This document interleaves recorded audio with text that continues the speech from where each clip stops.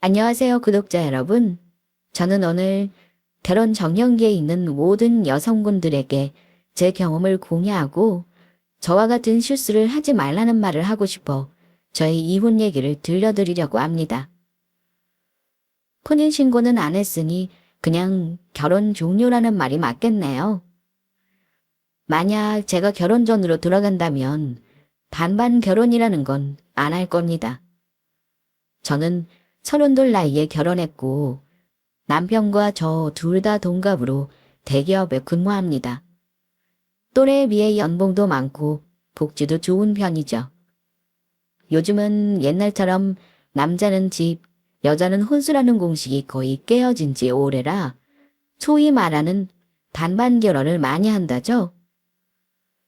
저 또한 나름 깨어있는 신여성이란 자만심으로 반반 결혼을 했습니다.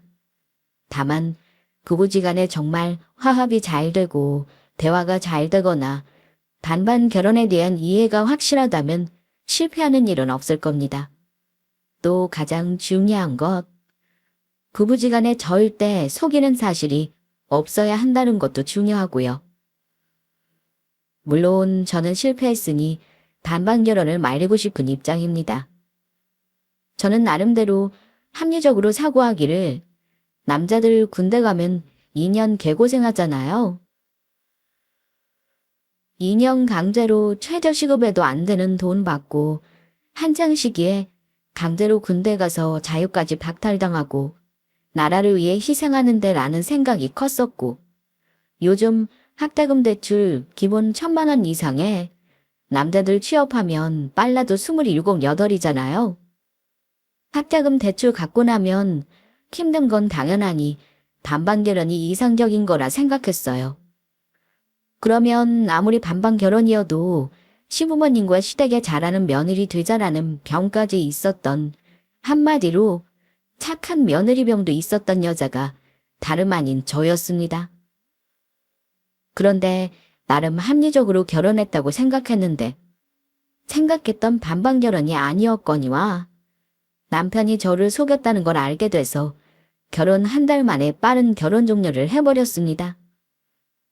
저의 사연을 가감없이 들려드릴 테니 진짜 반반 결혼이 뭔지 구독자분들도 의미를 한 번씩 생각해 보시길 바랍니다. 여자 입장에서는 반반 결혼은 현실에서 억울한 것이 사실입니다. 요즘 세상은 남녀가 평등하니 결혼도 평등하게 해야 한다고 생각했던 제 자신이 멍청하네요. 갈라서 자고 했을 때 남편이 했던 명언이 떠오릅니다. 결혼하면 빚도 재산도 다 공동으로 나누는 거야. 너처럼 계산적으로 하면 세상에 이혼 안 할 부부가 있겠냐? 부부가 돈이 전부야? 사랑해서 결혼한 거 아니었어? 당신은 그렇게나 계산적인 사람이 아니라서 나 부모님 돈까지 끌어다가 반반 결혼하자고 했냐? 사랑 좋아하네. 사랑하는 사람한테 당신은 거짓말을 눈 하나 깜짝 안 하고 하는가 봐. 빚도 재산도 공동이라고. 그럼 공동으로 나눌 재산 있으면 내 눈앞에 가지고 와봐. 사람을 속여서 결혼한 거 고소 안 하는 거 고맙다고 여겨. 고소? 내가 너한테 뭐 범죄라도 저질렀냐? 이게 사기 결혼이 아니면 뭐야?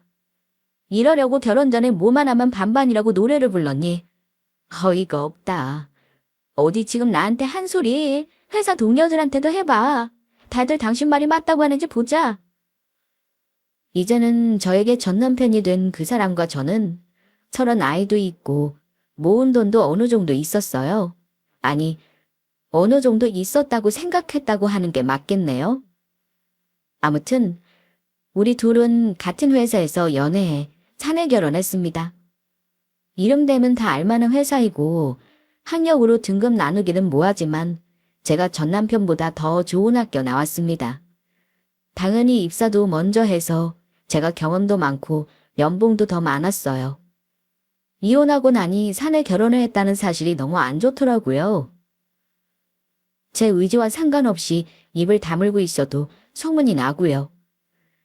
근데 소문이 불편하다고 잘못한 것도 없는 제가 먼저 피하기는 싫었습니다. 결혼해서 살다가 안 맞아서 갈라섰다고 제가 피할 이유는 없었으니까요. 어쨌든 남편과는 부서가 달라 근무하는 건물 자체가 다르고 볼 일도 없지만 소식이야 간간히 들리기야 하죠. 사실 팀 내 친한 사람들에게는 이혼 사실을 말하지 않은 상태인데 제 사수가 뜬금없이 저한테 물어보더라고요. 연주 씨, 내가 이런 말 물어본다고 기분 나빠하지 말고 들어. 혹시 말이야. 혹시 결혼 생활 틀어진 게 결혼 비용 때문이었다며? 소문에는 연주 씨가 시집 올 때 해온 것도 없는데 시댁에서 해준 돈 고마운 줄 몰라서 이혼했다고 하던데. 이거 맞아? 내가 듣고 하도 어이가 없어서 얘기하는 거야. 결혼해서 얼마 안 돼 갈라선 건 알고 있었겠지만 이혼은 정확히 제가 얘기할 필요 없어서 하지 않았는데 소문이 났다는 건 뭐겠습니까? 전 남편 놈 입에서 새어나간 거죠. 직장 선배 말을 듣는 순간 기분이 더러웠지만 애써 태어난 척 말했습니다. 제 입으로 말한 건 아니라는 거 아실 테고 원래 잘못한 놈이 더 말이 많은 법이죠. 제가 굳이 바로잡을 필요가 있는지 모르겠네요. 소문이라는 건 금방 사라지는 법이니까요. 정확히 무슨 소문인지는 모르겠지만 제가 이혼한 정확한 사실은 아닙니다. 그런 거 아니라고 하니까 선배님이 하는 말이 그럴 줄 알았다는 듯 이런 말을 했어요. 그렇지. 연주 씨가 구질구질하게 말하고 다닐 스타일도 아니고 뭔가 이상하다 했어. 근데 가만히 있으면 사람들이 사실인 줄 잘못할 수도 있으니까 전 남편 만나서 확실하게 정리해. 사람 그렇게 안 봤는데 생각보다 째질하다. 나도 기혼자니 왜 연주 씨가 못 살고 나왔는지 모르겠어. 암튼 헛소문 내봤자 좋을 거 없다고 단단히 말해놔. 결혼이라는 이름으로 한번 묶였던 사이라 그런가. 헤어지고 나서도 뭔가 깔끔하지가 않기는 하네요. 돌고 돌아 어차피 본인 기로 본인이 찌질한 인간이라는 걸 인증하게 되는 꼴일 텐데 왜 굳이 내 험담을 하고 다니는지. 원래 저런 사람임을 못 알아본 제 잘못이겠죠. 그런데 제 전남편 입장에서는 저런 헛소문을 내고 다닐 만한 나름의 이유가 있겠죠. 아마 제 입에서 알고 보니 그 집안 볼 것도 없는 집안에 완전 다 허세였다는 소리 듣기 싫었을 테고 혹시 여기서 아무것도 모르는 여자 꼬셔서 또 결혼할 수도 있는 일이니까요. 자기 이미지를 포장하고 싶었을 겁니다. 아무튼 우리 둘 결혼할 때 얘기를 조금 하자면요. 저는 딸 둘만 있는 집 장녀이고 이혼한 전 남편은 남매 중 차남이었습니다. 양가 모두 집은 서울이에요. 저희 부모님은 두 분 다 약사십니다. 그러니 저에 대해서는 굳이 말하지 않아도 유복하게 자랐다는 건 짐작하실 겁니다. 시댁은 시아버지가 사업하셨다고 들었고 먹고 살만하다고 했어요. 이건 순전히 전 남편 말이었습니다. 그런데 저에게 시댁이 잘 살고 못 살고는 크게 중요하지 않았습니다. 우리 집도 부모님이 꽤나 재산이 많으시고 자식들에게도 해줄 만한 뒷받침 다 해주셨지만 직장 생활하면서 늘 부모님께 생활비도 드렸고 결혼도 스스로 힘으로 하겠다고 말해왔습니다.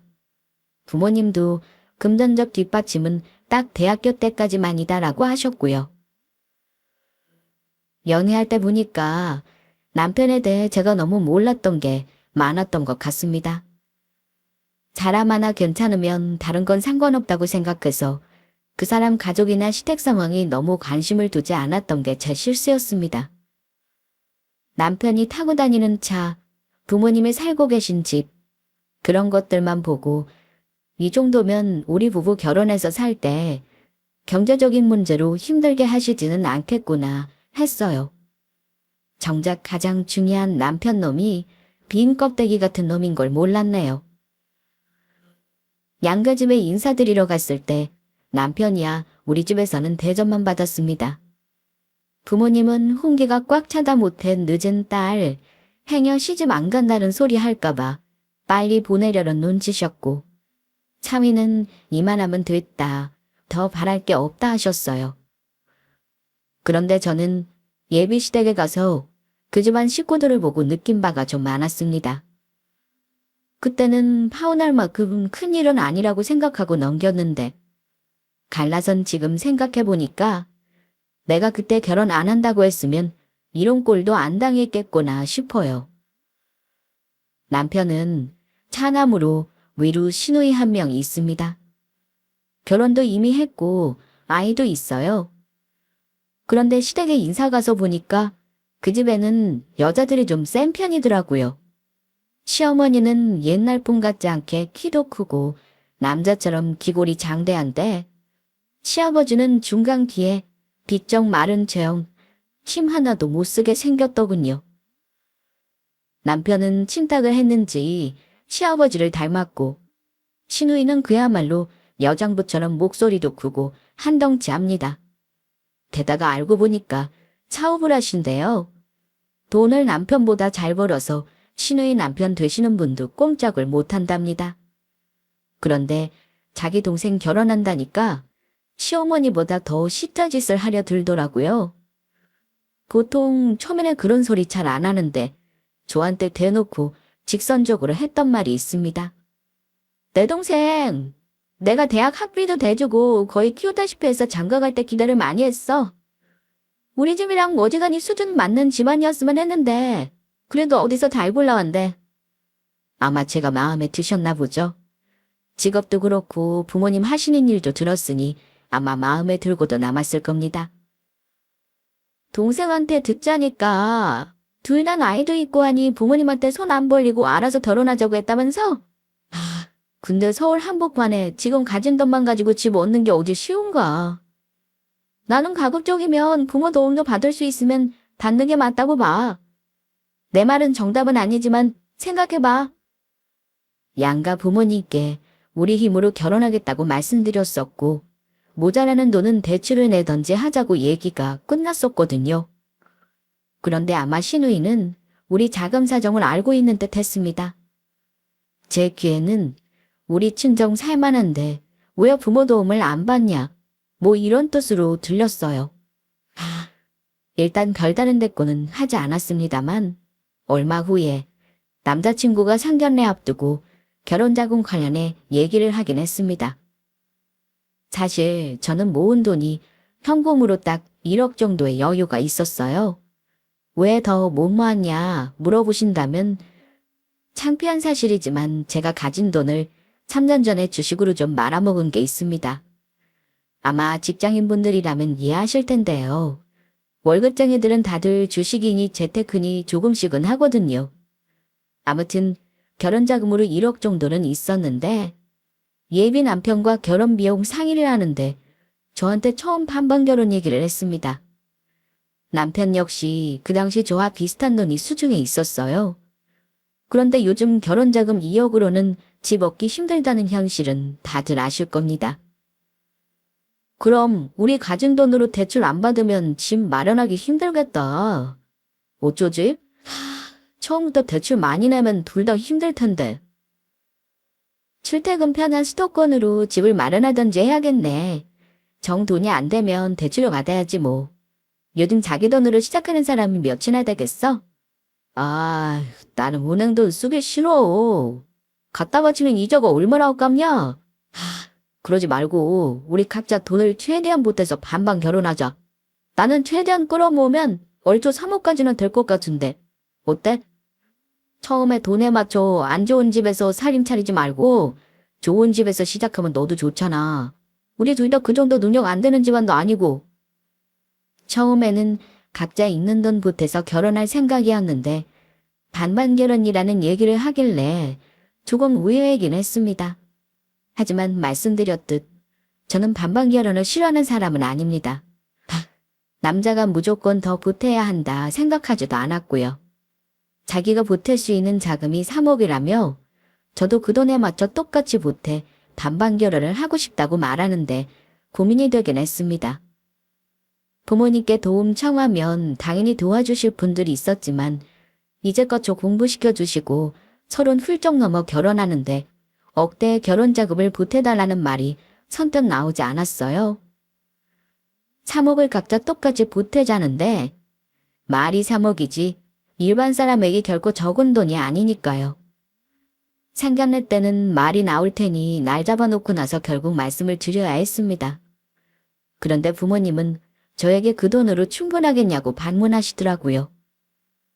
둘이 똑같이 3억씩 보태기로 했다고. 근데 요즘 집값이 워낙 비싸니 둘이 그 돈 보태도 서울에 얻으려면 대출을 내야겠구나. 너 있는 돈에서 엄마랑 아빠가 2억 보태주면 모자라지 않겠어? 아이, 그 엄마 모자라긴. 그것만 해도 나는 감사하지. 사실은 나 엄마 아빠 돈까지 끌어다가 결혼비용에 쓰고 싶지 않았는데 3억을 똑같이 보태자니까 좀 당황스럽긴 했어. 요즘 3억이 뭐 큰 돈이니. 그 돈으로도 어지간한 곳에 집도 못 얻지.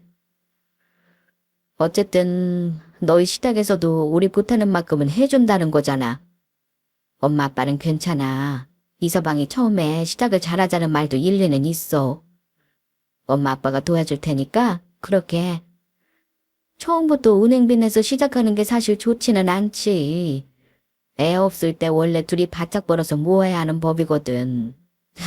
근데 요즘 이자가 얼마나 높은 줄 알아? 2억만 대출받아도 매달 은행에 100만 원 돈 갖다 바쳐야 해.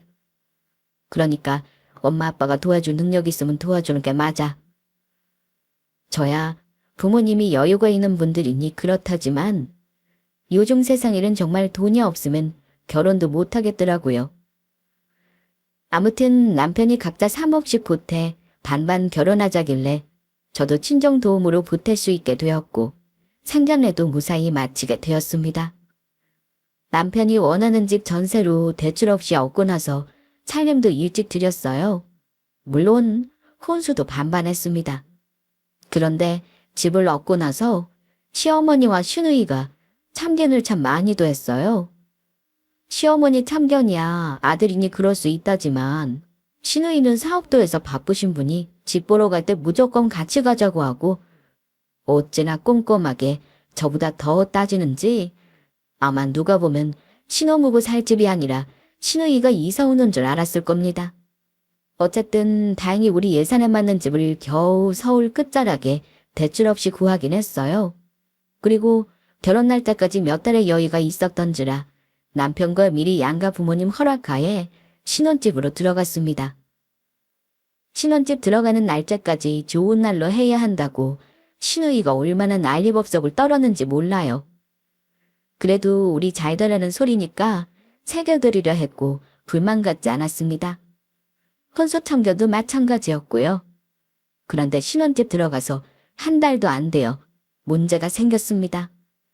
갑자기 남편이 저에게 자기 가족들을 모시고 식사를 하자는 말을 하는 겁니다.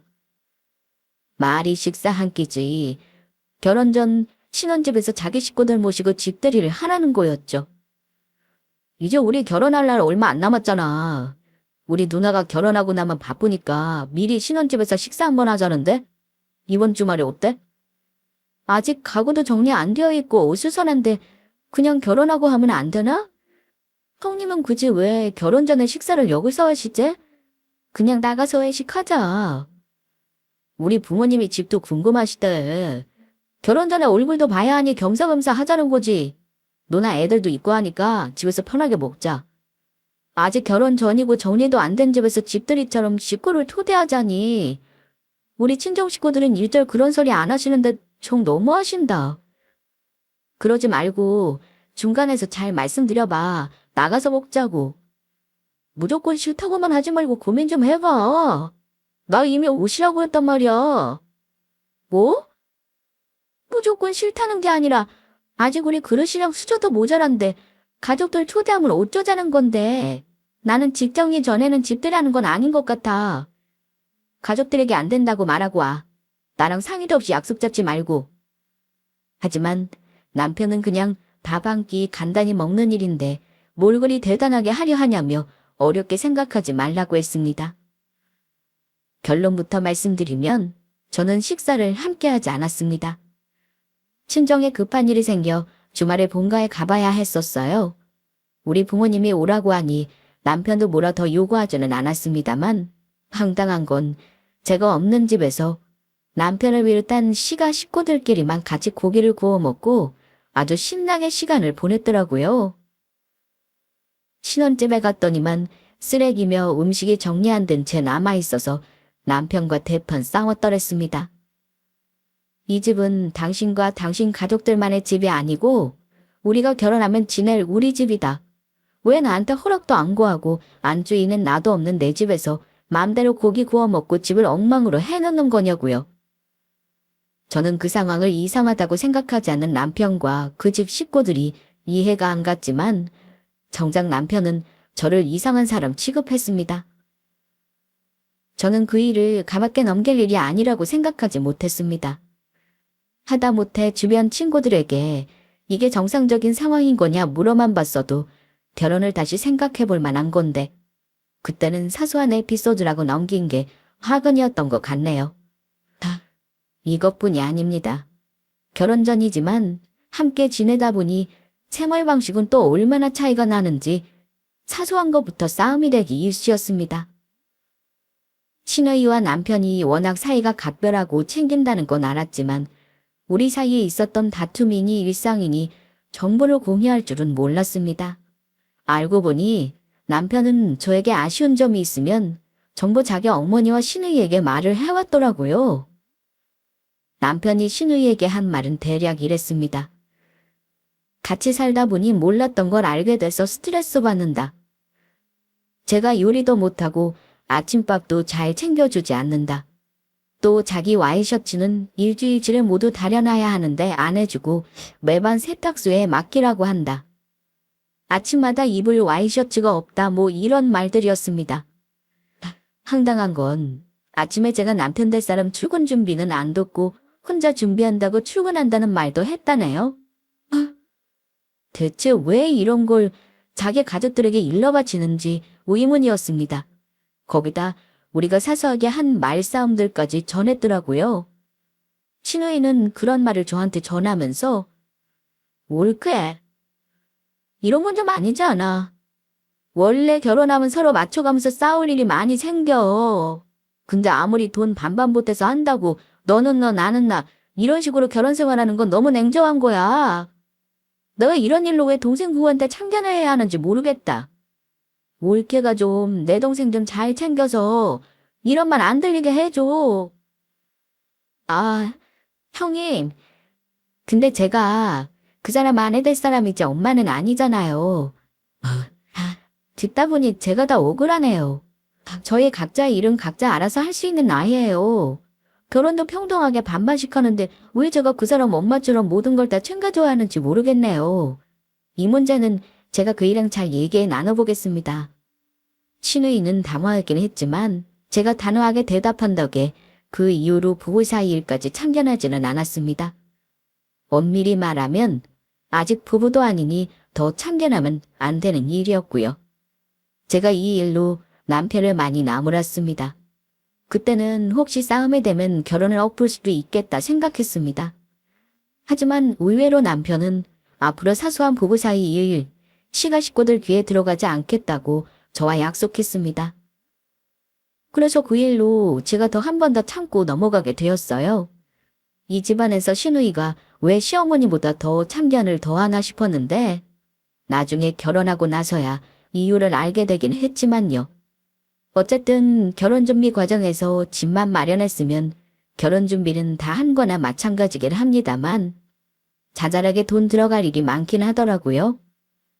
결혼 준비하면서도 어찌나 반반거리는지 신혼여행도 반반했고 결혼식 스드메, 결혼식 날 식대 역시 반반했습니다.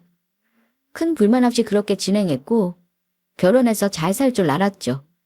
그런데 제가 생각하는 반반 결혼의 의미와 남편이 생각하는 반반 결혼은 약간 의미가 달랐던 것 같아요. 우리 부부는 신혼여행을 다녀와서 양가에 인사를 드렸고 앞으로 잘 살라는 양가 부모님들의 당부를 잘 새겨 들었습니다. 그런데 결혼한 그 주 주말부터 시어머니가 매주 우리 부부를 집으로 부르시더라고요. 시어머니는 딸이 하나 더 생겼다며 더 친해지고 싶다고 하셨습니다. 물론 처음에야 잘 지내고픈 마음에 몇 번 가서 식사 대접도 하고 얻어먹고 오기도 했는데요. 맞벌이하는 부부가 매주 시댁에 가는 일이 쉬운 일은 결코 아닌 거 아실 겁니다. 게다가 제가 기분 나쁜 건 시어머니가 은근히 이런 말씀을 하셨다는 겁니다. 아들 보다가 며느리를 같이 보니까 좋구나. 매주 오니까 너도 밥 안 하고 좋지? 저는 남편이 눈치가 그렇게나 없는 인간인지 몰랐네요. 어머니 말에 냉큼 대답하기를 나는 이 사람 반찬이랑 국이 아직 입에 안 맞아요, 엄마. 엄마가 올 때마다 좀 하나씩 가르쳐줘요. 그렇게 몇 달만 배우면 얻어먹을 만 하겠는데. 저는 그 말을 듣자마자 기분이 확 상해버렸습니다. 그래서 어머니께 정색하고 말씀드렸어요. 어머니, 그럼 저 가르쳐주지 마시고 어머님 아들한테 가르쳐주세요. 저희 반반 결혼한 거 아시죠? 집안일도 반반씩 하는 거니까 앞으로 제가 못하는 요리는 남편이 담당하면 되겠네요. 그리고 주말에 저도 친정에 얼굴 비칠 때도 있어야죠. 다음부터는 매주 오는 건 힘들 것 같아요, 어머니. 어머니는 제 말에 기분이 상하셨는지 대반에 이런 말씀을 하셨습니다. 친정? 네 친정이야 우리 집보다 가까운 데 살지 않니? 그런데 뭘 들여다본다는 소리래? 원래 여자는 시집 오면 친정과 거리를 두어야 하는 거야. 안 보고 살라는 말이 아니라 시댁에 더 신경을 써야 한다는 거다. 그 말에 기분이 확 상하더라고요. 결혼 초니 어머니에게 더 말대꾸는 못하고 어머니 가신 후에 남편에게 말했습니다. 우리 공평하게 결혼하자고 나름 반반 결혼한 건데 왜 결혼하면 여자가 시댁에 더 신경 쓰라는 말을 하시는 건지 모르겠다. 여자는 뭐 결혼하면 멀쩡했던 친정 식구 다 죽어 없어지는 거야. 우리 부모님은 옛날 분들이니까 어쩔 수 없지. 하시는 말씀에 너무 신경 쓰지 마. 적당히 대답하고 말면 되는 거야. 신랑은 옛날 사람이라 그렇다며 신경 쓰지 말라는데 옛날 사람은 다 상식이 없고 개념이 없나요? 왜 제가 친정에 신경을 덜 쓰고 살아야 하는지 이해가 안 갔습니다. 결혼해서 한 달이 채 안 되는 시간이었지만 그 전에 신혼집 들어와서 산 시간이 있다 보니 좀 아니다 싶은 것들이 많았어요. 집안일도 어느 순간 제가 더 많이 하게 되고 소위 말하는 반반이 안 되더라고요. 그래서 남편과 결혼 전 얘기했던 반반 결혼이라는 게 돈에만 포커스를 맞춘 거냐며 자주 다투곤 했습니다. 그러다가 일이 터진 건 결혼 후 신우이네 가족까지 초대해 그렇게 노래를 부르던 집들이를 했을 때였습니다.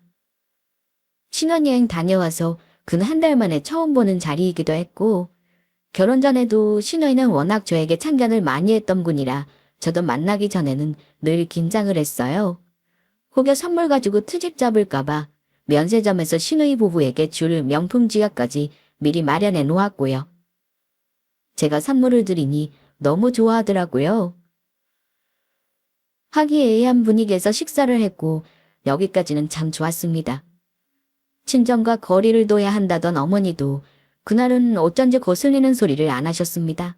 그런데 식사를 다 마치고 신우이가 갑자기 우리 부부에게 시어머니 당부할 말이 있다는 겁니다.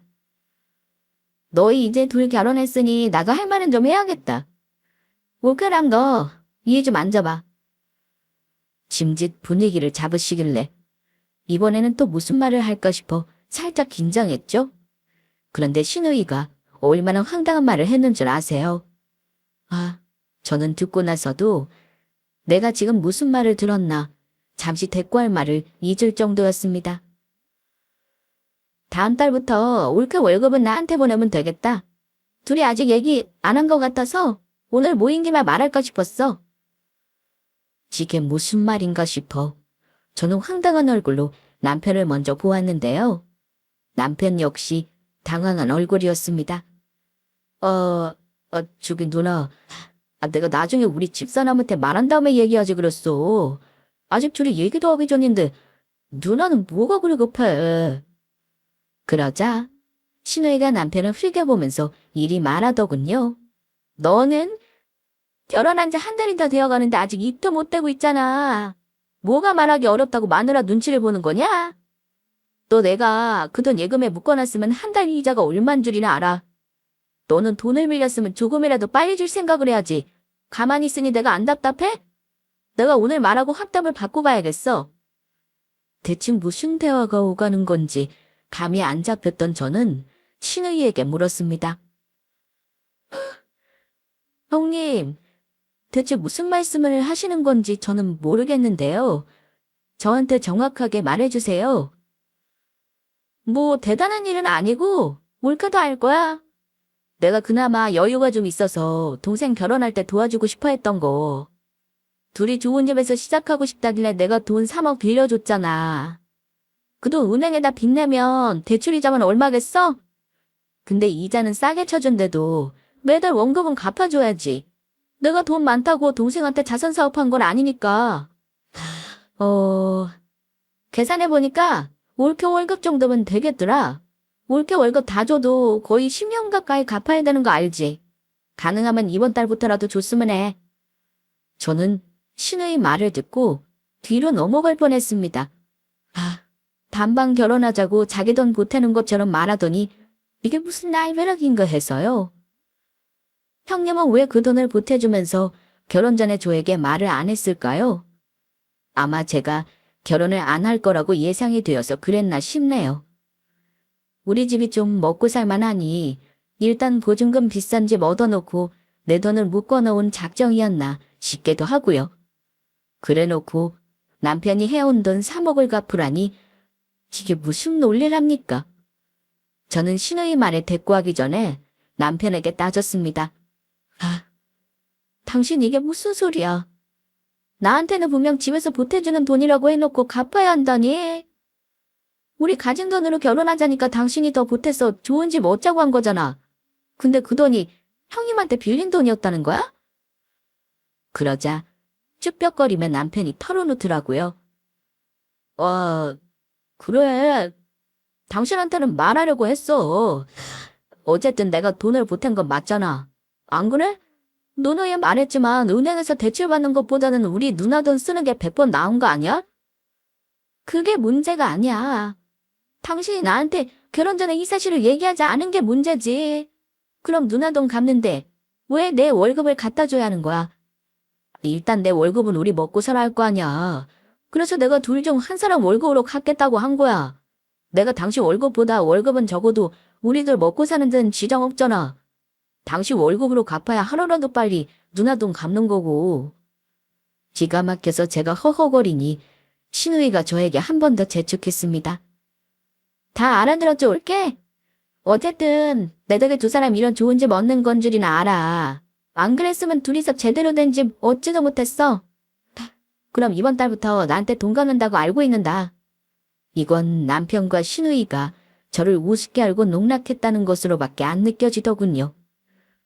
돈이야 있을 수도 있고 없을 수도 있죠. 만약 가진 돈이 없었어도 거기에 맞춰 시작했을 겁니다. 그런데 결혼 준비하면서 모든 걸 저에게 속였다는 거잖아요. 심지어 제일 중요한 게 금전적인 부분인데 자기는 갚아야 할 돈을 마치 보태는 것처럼 저에게 똑같이 부담하라고 했다는 점이 저를 화나게 만들었습니다. 이걸 이제 와서 말하는 건 제가 저희 집이 우스워 보였다는 생각이었습니다. 제가 나이가 들어가니 이렇게 해도 시집 오겠지 하는 마음이었을까요? 아니면 일단 거짓말을 해놓고 결혼하고 나면 설마 안 살겠다고 하겠나 하는 마음이었을까요? 결혼한 지 고작 한 달. 한참 깨먹는 냄새가 나야 할 시기인데 저는 배신감만 가득했습니다. 아무리 생각해도 저는 남편이 자기 누나에게 빌린 돈을 내 월급 받쳐가면서 갚을 자신은 없었습니다. 아니요, 형님. 저 제 월급으로 형님 돈 못 갚을 것 같아요. 죄송하지만 저는 그 돈 못 갚을 것 같네요. 그 돈은 남편이 빌린 거니까 남편 월급으로 받으셔야겠어요. 제가 드리는 건 논리에 맞지 않죠? 부부 사이에 무슨 논리. 결혼했으면 둘이 같이 갚는 게 당연한 거지. 아무튼 나는 이번 달부터 돈 받아야 하니까 빨리 결정해서 알려줘. 그 상황에서 뭘 더 고민할 이유가 있겠습니까? 바로 결정해서 알려줬죠. 지금 바로 결정했는데 기다리실 거 없어요? 저 이 집 며느리 안 할 거거든요. 저 인간하고 못 살 것 같아서 지금 바로 결정해 드릴게요. 빌려준 돈은 형님 동생한테 받으셔요. 그러자 식구들이 전부 놀라 저를 쳐다보더군요. 여보, 지금 뭐라고 한 거야? 어? 나랑 안 살겠다고? 돈 3억 때문에 갈라서자는 말이야. 그래, 이 인간아. 당신 같은 거짓말쟁이랑 어느 여자가 같이 살겠니? 다시 물을게. 정말 당신이 보탠 그 3억 전부 당신 누나 돈인 거 맞아? 맞냐고? 맞아. 근데 지금 그게 중요해? 그 돈을 내가 은행에서 빌리고 너한테 말 안 했으면 문제겠지만 우리 누나 돈이잖아.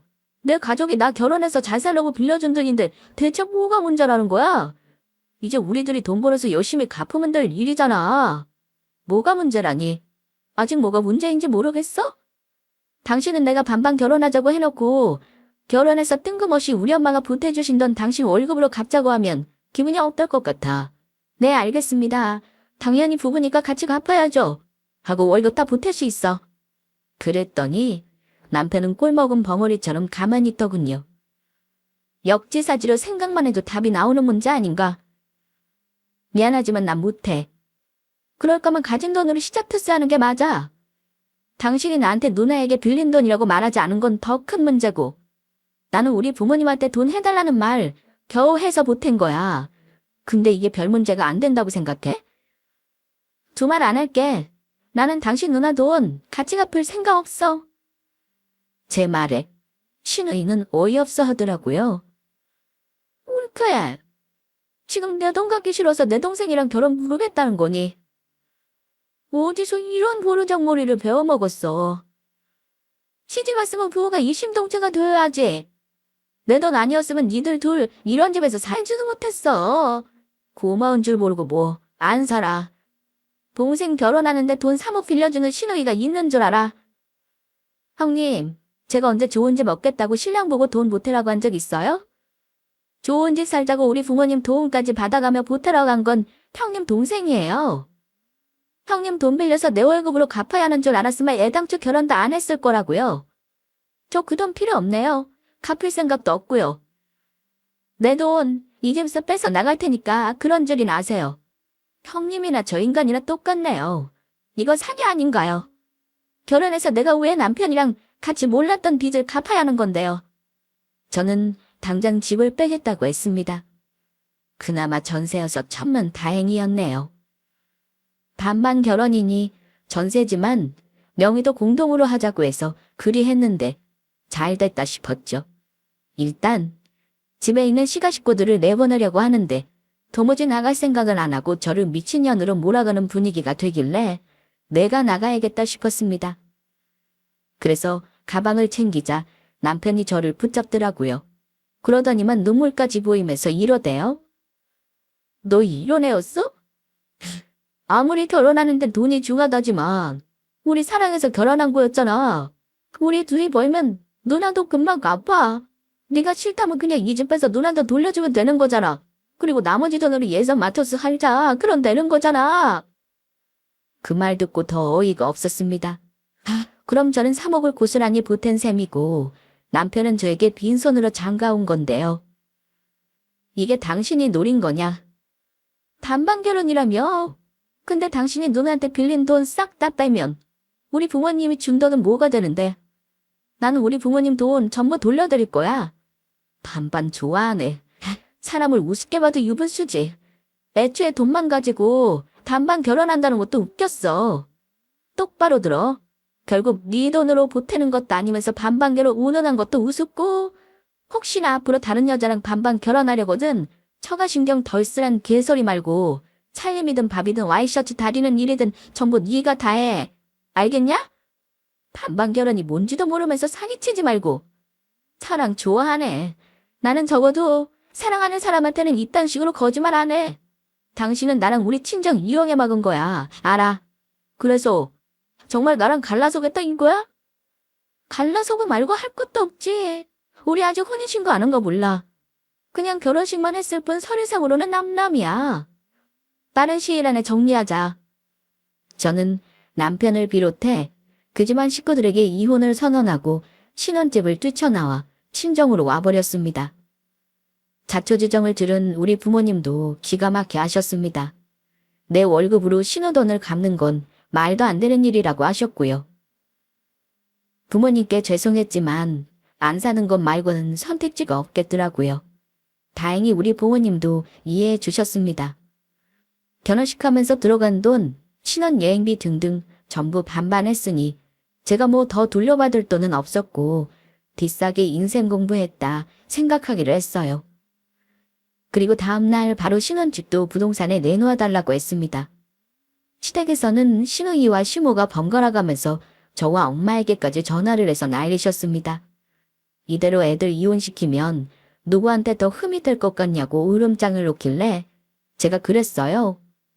어머니, 소중한 아들, 다른 눈먼 여자한테 장가라도 다시 보내고 싶으면 내가 입 다물고 있게 놔두세요. 회사에서 왜 갈라섰는지 제가 입 열면 누가 손해일 것 같으세요? 그 말 듣고 난 시어머니와 시누이는 더 이상의 연락은 없었습니다. 그렇게 제 짐은 모두 빼고 한 달 만에 모두 정리했습니다. 생각보다 집이 빠지지 않아 거의 5개월 걸려 돈을 돌려받았고요. 같은 회사이니 조용히 입 다물고 지내야겠다 싶었는데 전 남편 놈은 뭐가 그리 억울한지 자기한테 유리한 쪽으로 입을 털고 다녔더라고요. 그래서 저 역시 그 소문 묻는 사람들에게 전부 사실대로 말하고 다니는 중이랍니다. 아마 그 인간은 모르겠지만 내 사내 여자들 사이에서 아주 거짓말쟁이로 소문이 난 상태예요. 초스피드로 그 상식 없는 집안과 갈라선 후 느끼는 바가 많았습니다. 그 인간이 말한 반반 결혼이란 의미도 다시 생각해보게 되었고요. 그 인간은 재정적인 분담만을 반반이라고 생각했고 결론적으로 그 돈도 가족이 보탠 거라며 같이 갖자고 해서 문제였지만요. 저는 돈뿐만 아니라 보편적인 가정을 생성하고 유지하는데 필요한 모든 노력과 자원을 반반씩 공평하게 분담하는 게 반반 결혼이라고 생각하게 되었어요. 전 남편이라고 부르고 싶지도 않은 그 인간, 왜 글러먹었는 줄 아시나요? 최소한 우리 아버지 때 남자들은 가부장적이긴 해도 자기 가족은 내가 먹여 살린다라는 책임감이라도 있었어요. 근데 그 인간은 뭣도 아니고 자기 돈도 아니면서 말로는 반반 결혼이라며 큰 소리 쳤죠. 그리고 가부장적인 마인드는 아주 대단했습니다. 그 집 식구들 저한테 친정에는 신경 쓰지 말라는 개소리도 했었어요. 그런 식으로 받을 거 다 받아가며 결혼해놓고는 결론적으로는 뭐겠습니까? 자기네 집안에서 들인 돈은 며느리 돈으로 다 주겠다는 썩은 마인드였던 겁니다. 아무튼 제가 다시 결혼할 일이 있을지는 모르겠습니다만 반반 결혼하자는 남자는 다시 볼 것 같습니다.